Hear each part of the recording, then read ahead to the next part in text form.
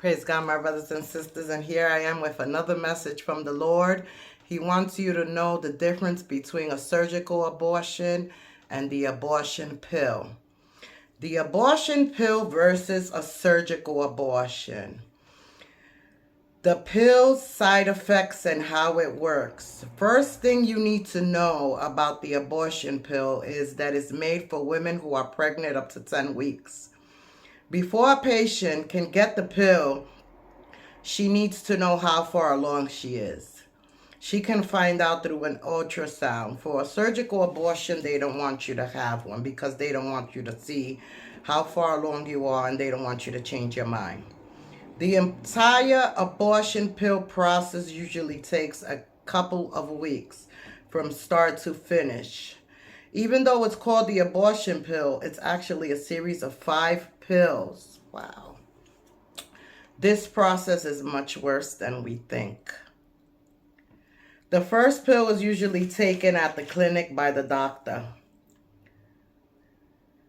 The pill blocks the progesterone to stop the pregnancy from growing, but the process is not over yet. The pregnancy still needs to be removed.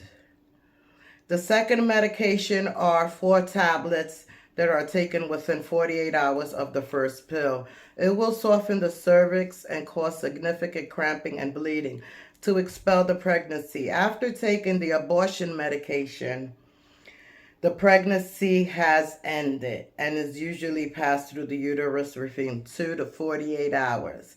In 2 weeks, the patient goes back to have an exam or another ultrasound to confirm the abortion pill was successful and that they aren't any complications. 90% of women reported heavy bleeding.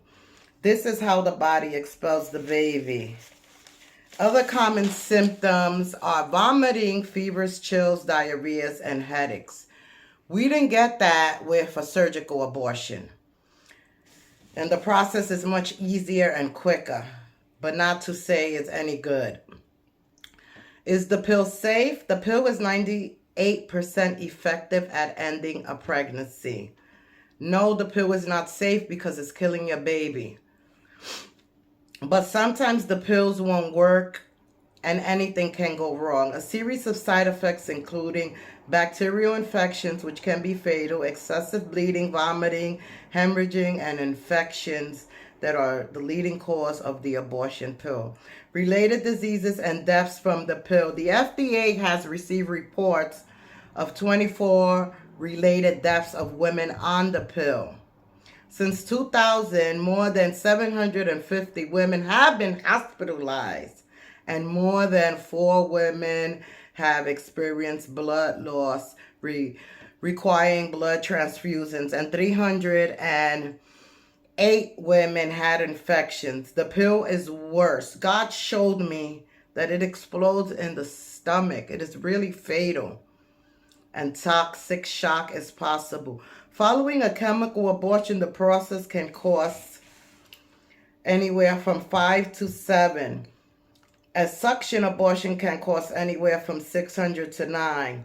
A second term abortion can cost anywhere from $500 to $3,000. And a late abortion can cost from $8,000 to $15,000. You gotta be nuts to spend that money to terminate a pregnancy while you're 7 or 8 months. You may feel minor discomfort during the surgical abortion, which is much like menstrual cramps. The second trimester, you have some discomfort. And women have had problems because the baby is much bigger. Who really knows what they do with the babies in the third trimester? They may keep your baby or they may sell body parts. An incomplete abortion may require for women to go back on the abortion table because of all the parts maybe they weren't removed, and can cause an infection and heavy bleeding. A surgical abortion can damage the uterus and the cervix. And I know because my cervix and uterus were damaged because of these abortions, and it caused me a lot of problems. According to the Center of Disease Control and Prevention, a 2002 data show the death rate of women having legal abortion was a 0.7 related deaths compared to the pill. Data from 2006 to 2008 is even lower. 10 women were identified to have died as a result of complications from surgical abortion. 97% of all unsafe abortions take place in developing countries. Having any abortions, you may feel guilt, anger, shame, remorse, or regret, loss of self-esteem, loss of confidence, feeling of isolation, loneliness, and feeling of wanting to take your life. You are under a curse if you had a deliberate abortion. And that is no joke, because you will suffer for years. Not until you want to be free from it. And there are resources out there like Deeper Still and Rachel's Vineyard. Those are retreats where you can go to be free from these abortions. In addition, you may have, suicidal thoughts, sleep problems, stress. You may feel like you lost something, and you did. You lost your baby. Not until you see the purpose in your pain, it will remain painful. Don't let the confusion of your pain cloud the clarity of your purpose. It can serve your life and the life of others. Please step up. God is capable of using every bad pain to produce very good fruit in your pain. Ask yourself, how could the story of my life offer hope to somebody else that needs it? Exodus 20:13. They shall not murder. We shall not murder. We shouldn't be killing these babies. My body, my choice. Phooey. The baby has its own body, and it's only connected to your biblical cord. The baby has its right. Who are its lawyers? We need to put an end to this, because people thinking my body, my choice. No, that's not right. Here are some resources. Like I said, you can go to Deeper Still.